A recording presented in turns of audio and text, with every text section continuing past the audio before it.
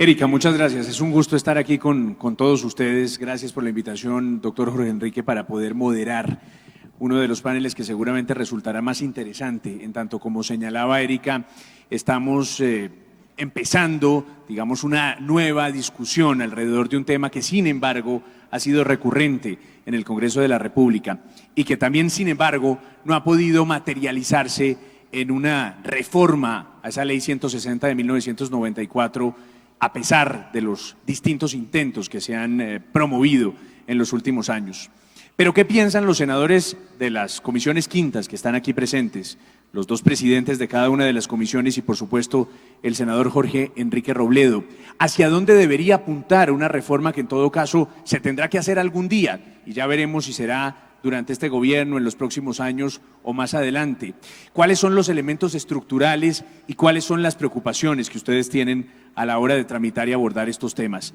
Yo quisiera comenzar dándole la palabra a cada uno de ustedes para que en el término de unos 5 minutos máximo puedan de alguna manera ofrecer una visión general de lo que ustedes piensan debería ser este tema, algunas reflexiones a partir de las cuales además podamos después establecer una discusión a partir de las intervenciones que ustedes tengan. Senador Robledo, le doy la palabra a usted para empezar.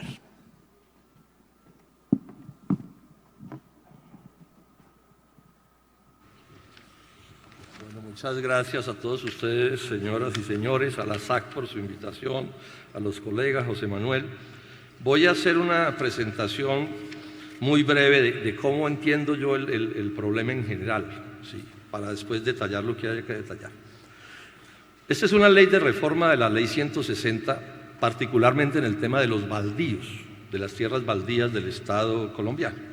Y parte de una realidad, y es que muchísimos baldíos, si no todos, hoy en Colombia están ocupados, así sea al margen de las normas de la Ley 160, pero están ocupados por pequeños, por medianos y por grandes, digamos, por grandes empresas o personas, o entre pobres y adinerados, digamos. Bueno, esta ley a lo que apunta es a atender o a responder a esa realidad. Son legalmente baldíos, pero en la práctica están ocupados por gente de todos los sectores. Entonces, lo que pretende hacer esta ley es legalizar esas ocupaciones de hecho que están allí, o sea, tomar unas normas que hagan que esas tierras que están, repito, irregularmente ocupadas, pasen a ser tierras regularmente ocupadas. Cuando yo tuve la controversia que confluyó en la renuncia del embajador en Washington, el día en que empecé ese debate, advertí que ese tema de los baldíos era un tema que había que atender políticamente, porque legalmente, ya he mencionado de qué se trata el asunto, pero cuando los problemas legales se generalizan, las soluciones deben ser políticas, no es posible hacerlo de otra manera. Luego, yo estoy de acuerdo con que se necesita una ley que trate sobre las distintas realidades. Y por supuesto que en la idea de esa ley, pues es mejor, como diría el filósofo de Palenque, que las tierras tengan títulos reconocidos y legales a que no los tengan, o sea que ahí tampoco tienen nadie una controversia conmigo. Sin embargo, también es verdad que el diablo está en los detalles. Entonces, podemos estar de acuerdo que se necesita una norma, pero otra cosa es la discusión de cuál norma y sobre todo para qué, como ustedes van a ver en lo que voy a plantear, ¿sí? Digamos además de otra parte que la ley lo que dice es que se podrá legalizar cualquier predio que esté irregularmente ocupado en cualquier área y por cualquier persona. O sea, lo que busca es eliminar las restricciones que hoy tiene la Ley 160, porque la Ley 160 dice que los baldíos solo se les pueden entregar a pobres y en áreas pequeñas o relativamente pequeñas de una UAF. Esta ley lo que apunta es a una cosa completamente diferente, o sea, cualquier predio, así no esté realmente explotado, algo se dice que está explotado, pero eso realmente no es una consideración fundamental. Luego, esta es una norma entonces que lo que promueve, hay que decirlo con toda claridad, yo soy muy franco en las cosas para que se puedan discutir, promueve mayor concentración de las tierras rurales en Colombia. O sea, esas tierras que están ocupadas pero que legalmente son baldíos, se van a legalizar ¿en beneficio de qué? En beneficio de que esas tierras pasen en proporciones muy grandes no a campesinos ni a pobres del campo, sino a otros sectores diferentes a ellos. Luego es una ley que hay que decirlo con claridad, que se sale de la idea que estuvo en la redacción de la ley 160 de promover la economía campesina. Esta no es una ley para promover la economía campesina, eso tiene que quedar claro, porque les van, digamos, a quitar unos derechos que hoy tienen en la Constitución y en la ley. Sin embargo, yo diría que siendo muy importante este debate de qué se hace con la tierra, si se concentra o no, yo diría que, a mi juicio, el debate que voy a plantear aquí principal, José Manuel, es, bueno, ¿esa reforma es para producir o para hacer qué? Porque a mí realmente el tema de la tierra me interesa en cuanto sea un problema de la producción agropecuaria. O sea, ¿vamos a hacer una reforma de tierras para que se produzca más o para que se siga produciendo poco o para que no aumente la producción de ninguna manera? Entonces la pregunta clave es, bueno, ¿para qué quieren la tierra? ¿Para qué quieren la tierra? Y a alguien le puede parecer que esta es una pregunta impertinente, que no cabe, pero es que yo en esto tengo la posición del doctor Hernán Echavarría Olózaga. Ustedes saben quién fue, un importantísimo industrial antioqueño, bastante adinerado, formado en Londres, ministro varias veces, que en 1958 escribió un libro. En uno de sus capítulos dice que el problema más grave del agro colombiano es que las tierras no son principalmente un factor de producción agropecuaria, sino de valorización de la tierra o de especulación inmobiliaria. Es más, Hernán Echavarría va más allá, dice que uno de los problemas del subdesarrollo de Colombia, recordemos que tenemos un capitalismo extremadamente subdesarrollado, es que una buena parte de las élites colombianas, en vez de utilizar sus posibilidades para crear más riqueza, terminaron convertidas en rentistas. Y esto es lo que principalmente ha sucedido en el agro colombiano. El negocio de la ganadería, ustedes lo saben mejor que yo, no es la ganadería.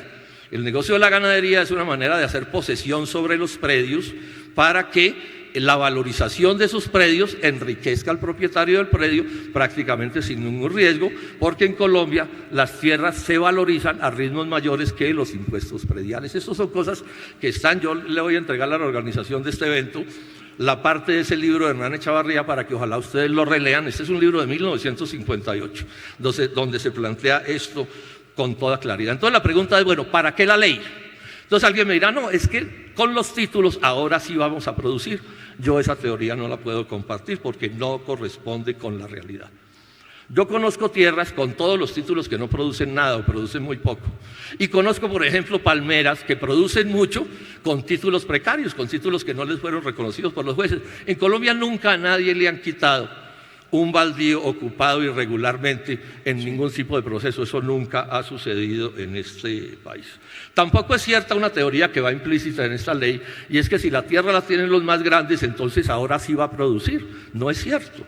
Colombia tiene uno de los Guinness de concentración de tierras más grandes del mundo, y de 21 millones de hectáreas de buena calidad agrícola apenas se cultivan 7.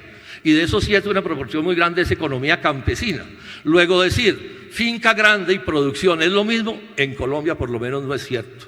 Puede que en otros países del mundo, pero aquí no, porque ya expliqué el fenómeno que plantea Hernán Echavarría Olózaga. Y además, en controversia con la idea de superconcentrar la tierra, en controversia con eso, una parte muy grande de la economía es campesina, no solo aquí, en Brasil, sí, en Turquía.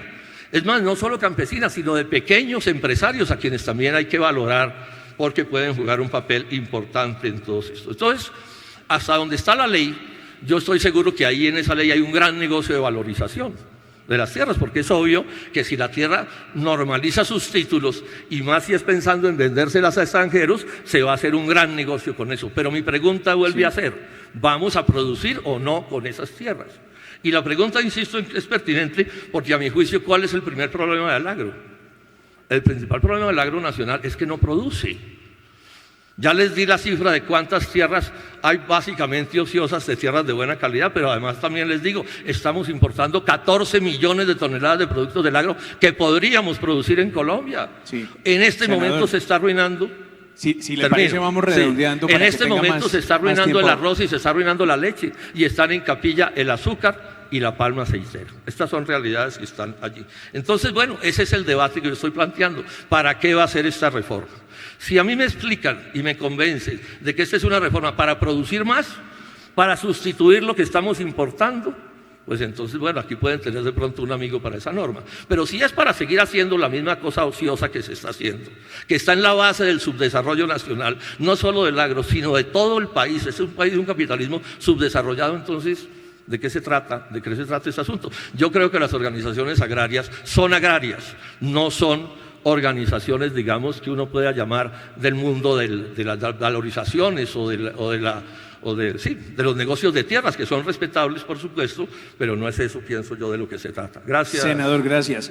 Voy a invitar enseguida a que también nos haga su pequeña reflexión inicial, senador Carlos Felipe Mejía, pero además de una vez le introduzco este tema, este elemento muy provocador que ha planteado aquí el senador Robledo, lo que se está buscando con una ley de reforma de la ley 160 del 94 es tierras para valorizar o tierras para producir, o tierras, digamos, para concentrar, o tierras para el campesinado. ¿Cómo lo ve usted, senador?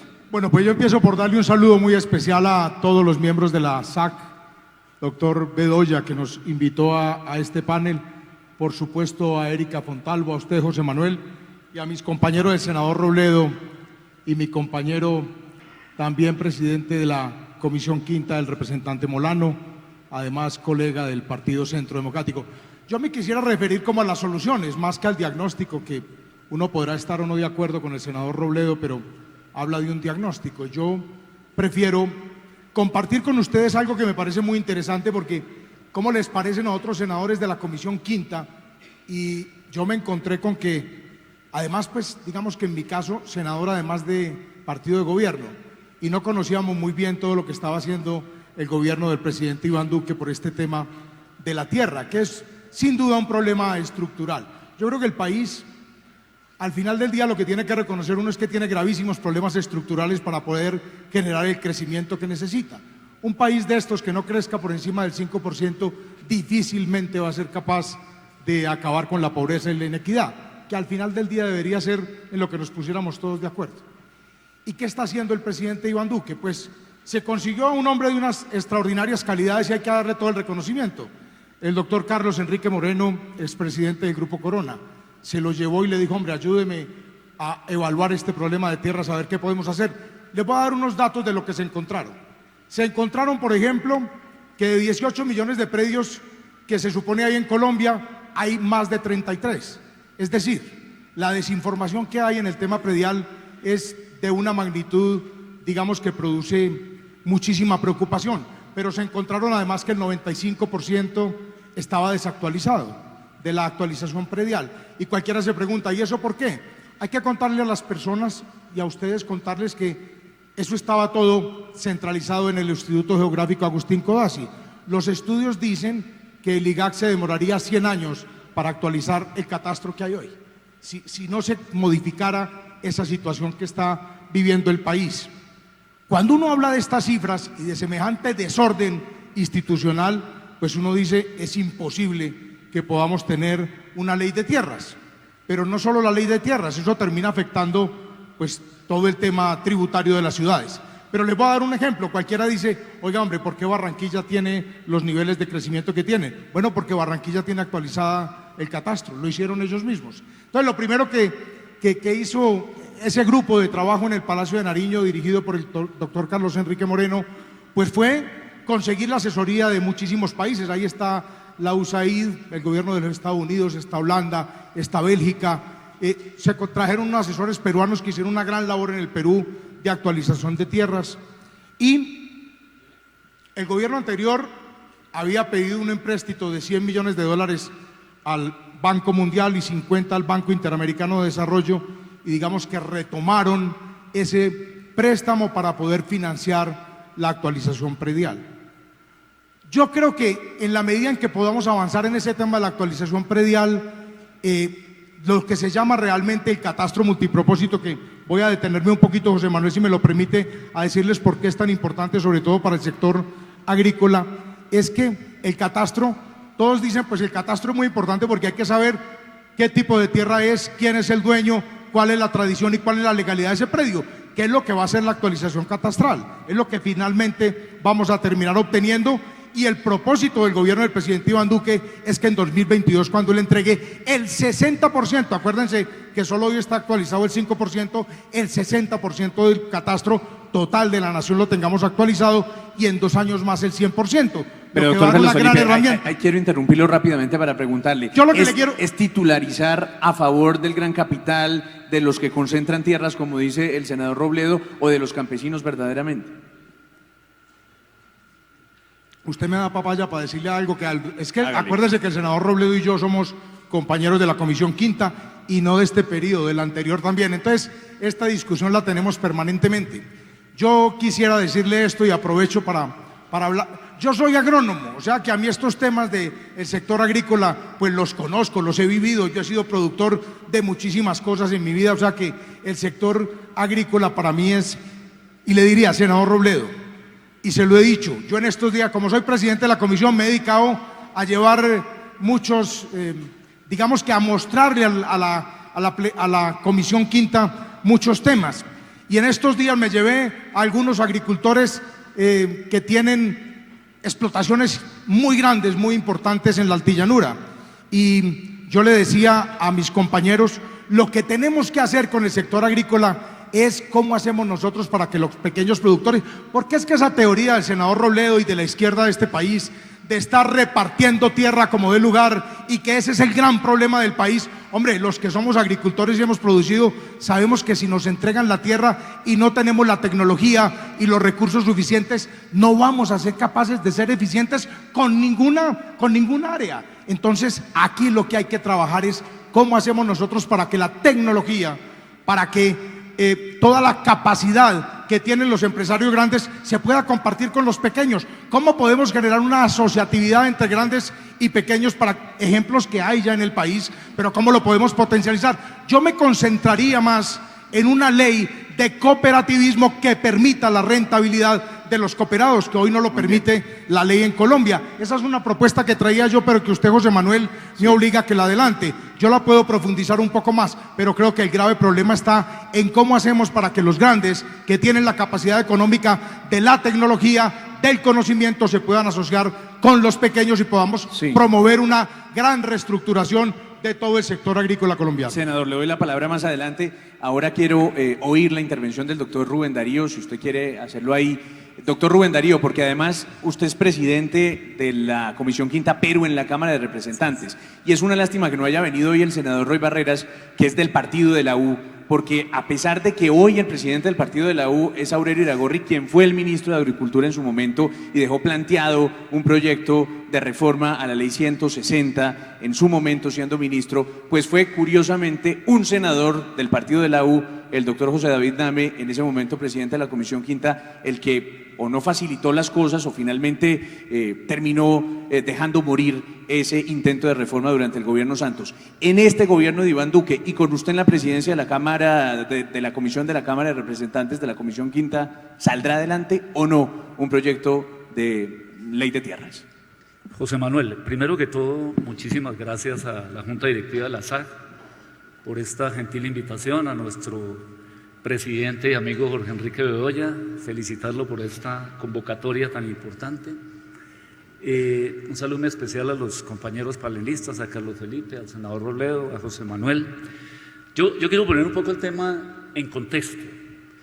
Yo creo que sí es hora de hacer una revisión integral de lo que algunas veces aquí han llamado la política de reforma agraria, pero que finalmente, a través de las diferentes leyes que se han expedido, pues realmente se ha convertido en una política de tierras fundamentalmente y una política de adjudicación de baldíos, que ha sido como el tema central del desarrollo de la política de reforma agraria. Yo de entrada podría decir que en Colombia no hemos avanzado en el tema de la reforma agraria, sino en un tema de política de tierras. Y hoy hay insumos suficientes para hacer una evaluación de cómo nos ha ido en eso.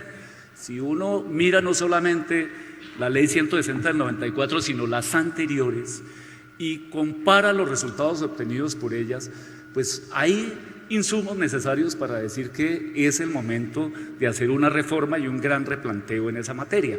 ¿Por qué razón?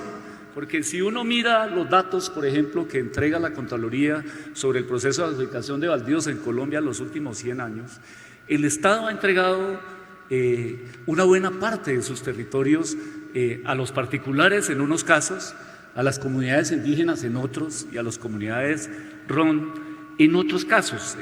El Centro de Memoria Histórica traía un cuadro muy interesante hace unos días en un texto que publicó, que dice que, por ejemplo, hoy los territorios en poder de los indígenas equivalen a algo así como 34 millones de hectáreas de las 115 que están establecidas como la zona rural dispersa de acuerdo con el tema del censo.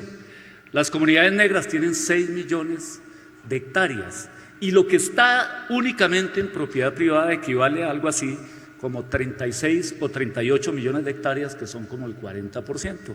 Las tierras del Estado, de acuerdo con esas cifras que maneja el Centro de Memoria Histórica, no están más allá de 16 millones de hectáreas, que son algo así como el 15% del total. Entonces, la gran pregunta que viene es, habiendo entregado todas esas tierras, habiendo titulado esos baldíos de diferentes maneras, cambiando el sistema bimodal que tuvimos en una época de propiedad entre latifundio y minifundio por una cosa multimodal, donde hay propiedad estatal, donde hay propiedad de los indígenas, donde hay propiedad de las comunidades RON, donde hay propiedad privada, donde hay propiedades colectivas. Yo creo que es hora de hacer una evaluación cómo nos ha ido en eso. Y la verdad, eso no nos ha ido bien. Porque si usted mira toda esa tierra entregada y la compara contra la superficie cultivada en Colombia, tenemos un faltante de tierra que no sabemos qué ha pasado con ella. En Colombia apenas hay 8.5 millones de hectáreas cultivadas, mientras que las cifras de adjudicación de baldíos, particularmente en el caso de los particulares, dice que el Estado le ha entregado 23 millones de hectáreas a los particulares. Pregunta, ¿dónde está el resto de la tierra entregada por el Estado a los particulares?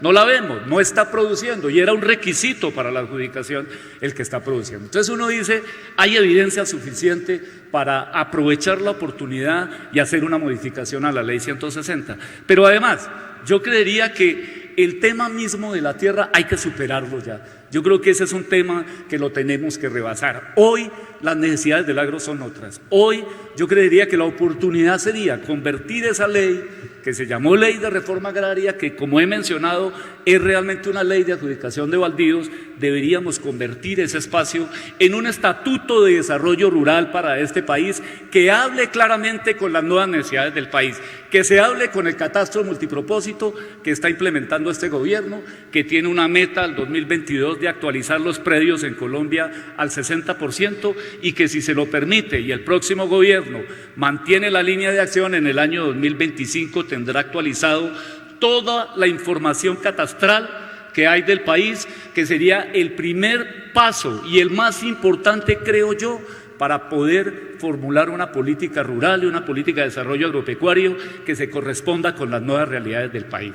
Un estatuto de desarrollo rural que le dé un tratamiento diferencial al sector. Yo lo voy a decir con sinceridad, no es lo mismo que pague el impuesto de renta el sector financiero colombiano que lo paguen los que están dedicados a la producción en el sector agropecuario, y un estatuto rural que revise unos aspectos de la ley que generan inseguridad jurídica y que han impedido que los grandes capitales y el desarrollo agroindustrial del país vayan a esas zonas a generar empleo, a generar riqueza, a generar inversión y a volver este país lo que ha dicho la FAO durante mucho tiempo, que tiene una enorme vocación en materia de producción de alimentos y tiene una gran fortaleza en materia de convertirse en una actividad agroexportadora. Representante, para tratar de concretarlo, ¿cuál de esos aspectos usted reformaría con más urgencia precisamente para tratar de darle seguridad jurídica al campo? Dos temas residuales que están ahí, el tema de la extinción de dominio, el tema de la expropiación. Yo revisaría claramente el tema de la acumulación de UAF, revisaría claramente el artículo 48 sobre la prueba de la propiedad, que me parece que es central, revisaría claramente los procesos de deslinde y clarificación de la propiedad para poder dar seguridad en eso, y haría una cosa adicional, pondría a hablar ese estatuto con la ley de restitución de tierras, particularmente para que se sincronice todo lo que tiene que ver con el tema de segundos ocupantes de buena fe en los casos de restitución, que ha tenido serios tropiezos y que ha terminado frenando y parando en seco la inversión en el sector rural y evitando que lo que necesitamos, que es que el desarrollo llegue a ese sector a través del sector privado, no del control estatal, sino del sector privado, con estímulos, con cohesión social, con una política más equilibrada en términos sociales, permita despegar realmente al sector de cara pues al siglo XXI donde estamos y donde realmente el sector pueda mostrar el enorme potencial que tiene en materia de contribución al desarrollo de este país. Representante, gracias. Senador, ha quedado clarísimo que hay dos representantes o dos congresistas más bien que piensan distinto a usted, pero particularmente el senador Carlos Felipe decía que ustedes tienen que superar esa idea de la izquierda colombiana de repartir tierras porque sí, y que tendrían que pensar en modelos asociativos, cooperativos y en la posibilidad de que campesinos y tecnología y por supuesto capital para el campo pudieran unirse y converger. ¿Usted cómo ve esto que dice el senador Carlos Felipe? Hoy confirmo una sospecha que tengo, y es que Maduro no se ha caído porque hay tanta gente rezando en Colombia para que no se caiga, ¿sí? Porque si se cae se desaparece el coco y entonces eso es lo que lo mantiene ahí puesto, ¿sí? Porque entonces yo hago un debate con argumentos y entonces siempre salta esa liebre. Nunca he dicho lo que se me atribuyen que dije, pero bueno, voy a insistir en esta idea. Antes de diseñar la ley, a mi juicio, se ha debido hacer un debate nacional, antes de diseñar la ley, donde con sinceridad todo el mundo diga qué es lo que quiere con la ley. Y entonces yo insisto en que la ley, si se va a aprobar, debe ser una ley para producir. Y yo le pido a alguien que me demuestre si yo estoy equivocado cuando digo que la producción agropecuaria colombiana es muy pequeña para su potencialidad. Si estoy equivocado en las cifras, pues dígamelo, yo no tengo problema. O díganme que no tenía razón Hernán Echavarría Olózaga, nunca fue del Polo, les prometo, lo tenemos muy investigado. Y el doctor Hernán Echavarría Olózaga sostiene que parte de la tragedia nacional es que la tierra ha sido principalmente un factor de enriquecimiento por la vía de su valorización. Yo no me opongo a que se valorice, porque usted puede tener producción agropecuaria y valorización, pero cuando usted sacrifica la producción en beneficio de la valorización, pues no está en el agro, está en la hoja de propiedad raíz, ese es otro negocio distinto, y yo aquí estoy hablando de agricultura. Entonces, el acuerdo que había que hacer antes es, ¿qué queremos hacer con la tierra?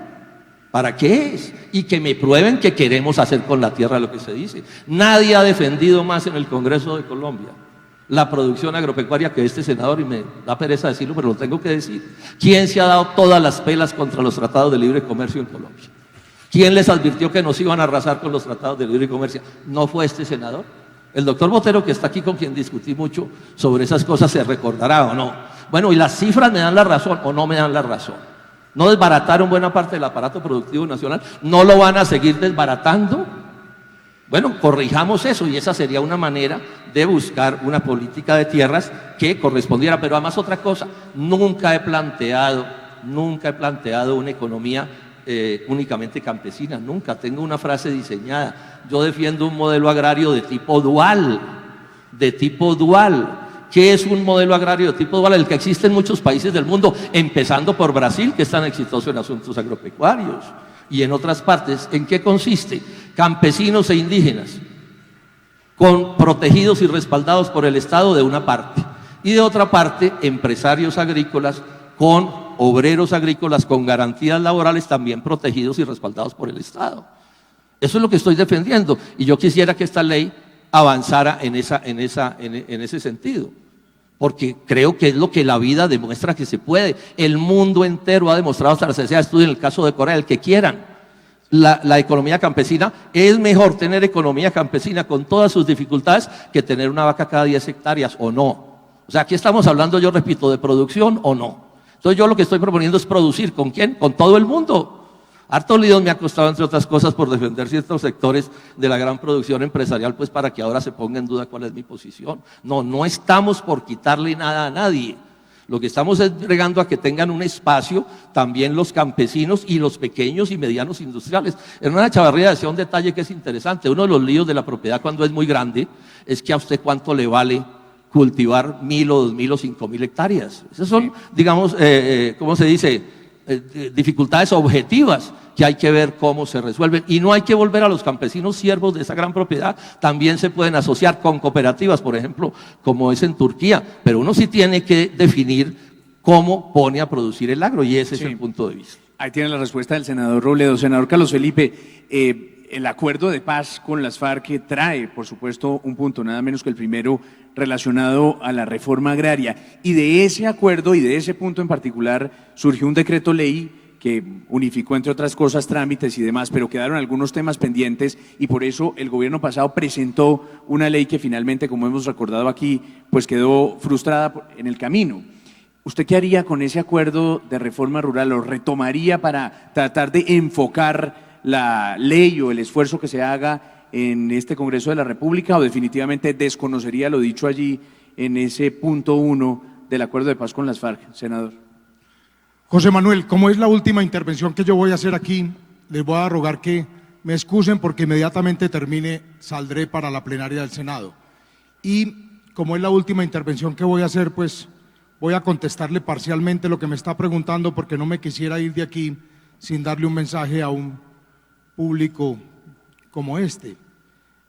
Yo lo que tendría que decir sobre los acuerdos que usted me pregunta es que jamás uno tendría que haberle generado semejante desinstitucionalización a Colombia para poder arreglar unos problemas de cualquier tipo, y mucho menos después de que se expresó el pueblo en las urnas y eso lo desconocieron. Yo quiero dejarles este mensaje. A mí me invitaron a hablar aquí de seguridad jurídica. Ese fue el planteamiento de este panel.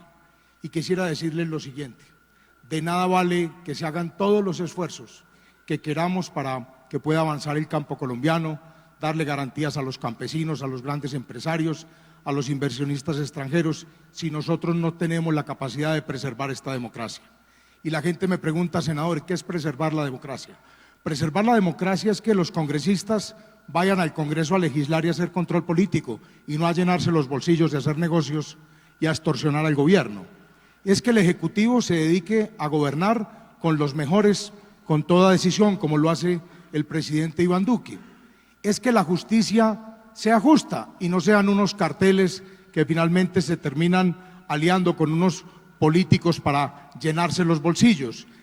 Creo que la mayor seguridad jurídica es preservar la democracia y no esta arremetida que está recibiendo, por ejemplo, el presidente Iván Duque y su gobierno con una estrategia que viene no solo de la izquierda, sino de grupos que se dicen democráticos y cogen a llevar a moción de censura a ministros. Primero la ministra de Transporte, ayer el ministro de Defensa, ya entró la moción de censura para el ministro de Agricultura, y todo eso de la mano de la extrema izquierda, de los vientos del socialismo del siglo XXI, que así lo niega el senador Robledo, tocan permanentemente las puertas de esta patria y de muchos países latinoamericanos, todo eso asociado a las marchas y a las revueltas para desestabilizar esta nación y generar caos.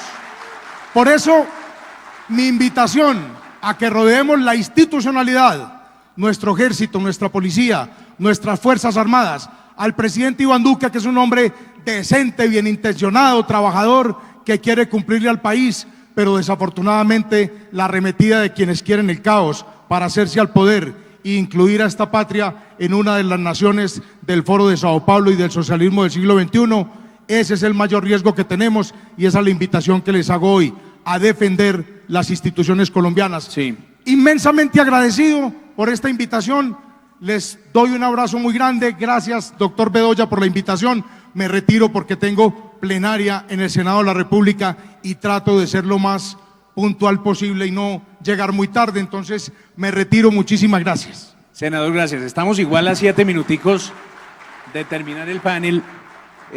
Representante Rubén Darío, obviamente aquí estamos hablando de la posibilidad de que esto salga adelante. En términos prácticos, políticos, pragmáticos, ¿habrá alguna posibilidad de que haya un consenso para ver si ahora sí tenemos una ley de tierras en los próximos años, o definitivamente por las diferencias que hemos notado nada más en este panel y las que existen mucho más profundas en el Congreso de la República, ese va a seguir siendo un sueño esquivo para los agricultores que hoy están aquí reunidos, para la gente que hace parte de la SAC y que espera determinaciones por parte del Congreso de la República? En términos realistas, ¿cómo lo ve usted?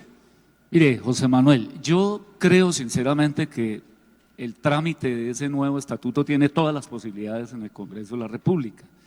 Yo creo que a pesar de nuestras diferencias políticas e ideológicas, al final en el Congreso de alguna manera terminan imponiéndose los argumentos, las razones, las cifras, los datos que son lo fundamental a la hora de construir una política. Y yo realmente creo que eso se puede hacer. Yo no le veo mayor problema a eso. De hecho, yo creería que ese es apenas, digamos, una de las 4 o 5 cosas que el gobierno inclusive está haciendo ya, que son, en mi modesta opinión, mucho más importantes y mucho más trascendentales que la modificación misma de la ley 160. Por ejemplo, el tema, yo vuelvo e insisto sobre el tema del catastro multipropósito, porque es que nosotros hemos venido haciendo política de desarrollo agropecuario sin cifras, sin saber cuáles son los usos del suelo, sin saber cuáles son los predios que están en el catastro y que tienen una coincidencia con los predios que están en el registro, con un sistema de información obsoleto, desactualizado, que no tiene los elementos tecnológicos que se requieren hoy, que no habla con los demás sistemas de información del país.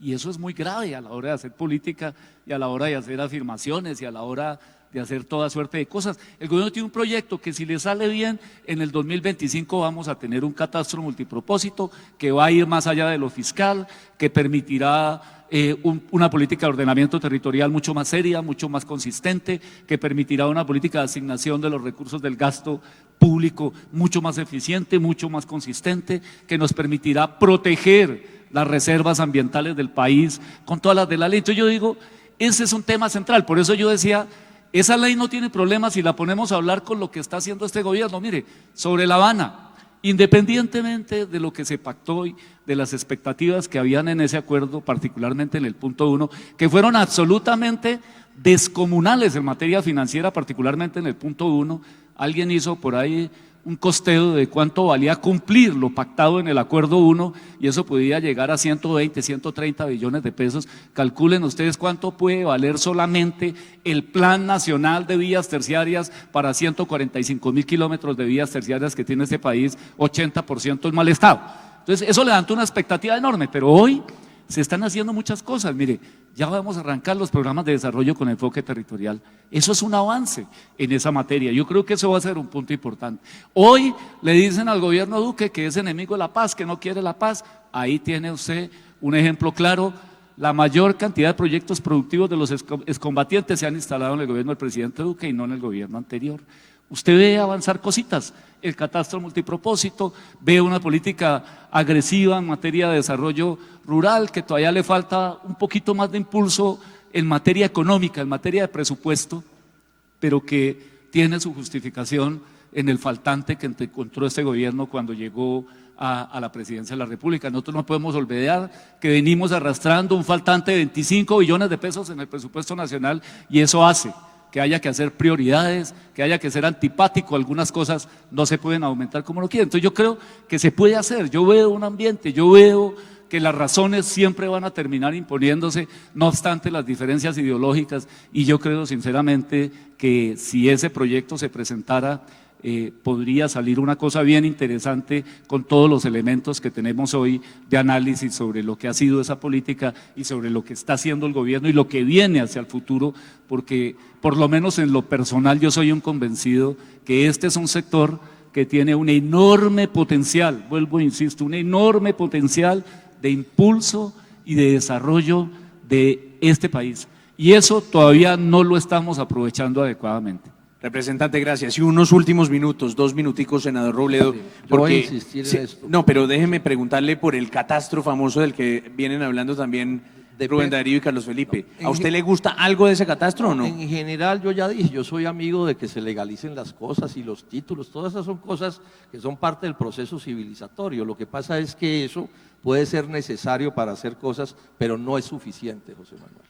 Si usted en un negocio de tierras rurales, que es principalmente diseñado para la valorización, usted le puede poner todos los catastros y le ayudará a la valorización, pero por ahí no produce nada. Y este es mi debate. Voy a terminar diciéndoles eso. Colombia está en una crisis profunda, mucho más grave de lo que creen algunos, mucho más grave, y puede agravarse mucho.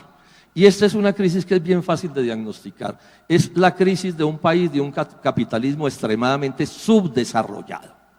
Un capitalismo que no tiene desarrollo industrial, que no tiene desarrollo agropecuario, que no está metido en el mundo de la ciencia y la tecnología compleja, un capitalismo en proporciones muy grandes de rentistas de todos los tipos. Vuelvo y les insisto, lean a Hernán Echavarría Lózaga. Yo le pedí a alguien de la SAC, doctor Bedoya, que por favor les envíe a todos los de este congreso ese texto de Hernán Echavarría. Es que este es un debate básico. en Colombia y en el mundo entero. Aquí no podemos andar inventando la bicicleta. O Colombia crea más riqueza y crea más riqueza, o no hay nada que hacer. Y eso, por supuesto, tiene que ser creando empleo, o tampoco hay nada que hacer. Y hay que reducir la desigualdad. Y hay que tener un proyecto nacional, un proyecto en el que quepamos todos, que es lo que estamos proponiendo algunos. Por eso yo hablo del agro de tipo dual. O sea, donde todos los que están en el agro ganen, pero no puede ser que no ganen sino unos y quieren un país unido. O sea, unir un país con un 70 o más % de la población en el desempleo o en el rebusque, por favor. La corrupción tiene como una de sus bases fundamentales este capitalismo subdesarrollado, la politiquería y el clientelismo también.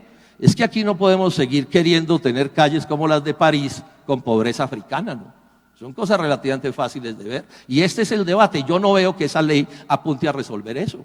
Esta ley que se está tramitando es para seguir en lo mismo, o sea, la misma valorización, pero ahora con más títulos. Títulos que ni siquiera necesitan para la valorización. Yo he estado en tierras que tienen este problema y me decía el propietario, yo no tengo ningún problema, la tierra la compro y la vendo como si nada, porque aquí nadie persigue, digamos, esta circunstancia. Y además ni siquiera pago predial, o sea que ¿cuál es el problema que tengo?